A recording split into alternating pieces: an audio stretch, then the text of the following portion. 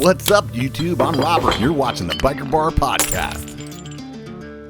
What's most challenging about painting bikes compared to, back in the day when you were helping out with the cars? Well, cars are obviously like big flat surfaces, right? Uh-huh. And so, when you're painting a car, it's just like, psh, psh, psh, you know what I mean? You're just like that. But with bikes, you're like get out of yoga class and you're like spraying all over the place. And there's like converging pieces of like tubing that are all over the place. And so if these two tubes are here and you paint this one, you paint this one, guess what? You just extra painted right here. And so that's just like asking for runs. You know what I mean? So it's all these converging lines make it really hard to not run the shit out of the paint and the clear. And you just I've just got like a thing, I kind of do the same every time now.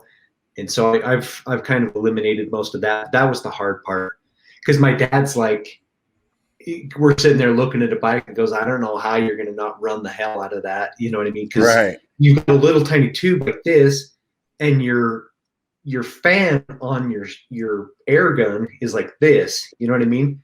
So the little tiny tube, just for the people that are listening, the little tiny tube that you made a hand signal with was like the size of a pea.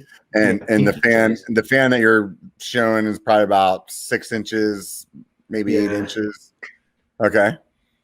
And so like when you're painting, you obviously hit the thing, but then there's stuff right behind it too. Let's say you're painting a seat stay. You just picture that in your mind, listeners, like painting a seat stay, but there's the other seat stays right behind it, not to mention the chain stays below it, and the seat tube is right there. So it's like you got all this possibility for over spray and double coating and all that kind of stuff. So that's the hard part about it, because like I said, you're painting a hood and it's all right there. I mean, and the car industry is set up to where like there's machines or like stands that their only job is to hold hoods upright. And so you put your hood on there and you just do your thing, and life is easy because people made it that way, but nothing like that for bikes, right? So, right. And then like every bike frame from every company is different than the other one. So it's not even like there's like some standard, like back in like the 70s, it was probably pretty easy to paint bikes because like pretty much all the frames were the same. It was like you got a Raleigh or you got a Schwinn or whatever, like they're like the same size tubes. And it's just like the welds are different and the head badge, Yeah. Well, and so if somebody has a road bike or something, those are pretty much all the same. And the front and the rear triangle are hooked together, right? Which makes it kind of nice. Now you give me a full suspension bike, and I have to separate those two things, the front and the rear triangle.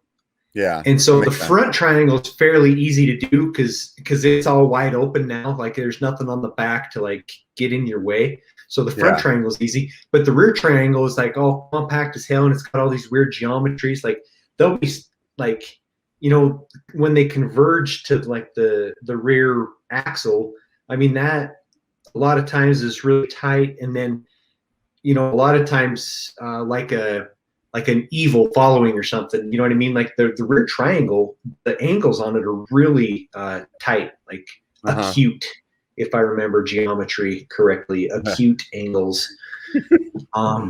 So that's the barrier to entry, or the barrier to doing a good job with bikes, for sure. If you like that, make sure you check out the full episode. And hey, do me a favor, before you take off, hit the like and subscribe.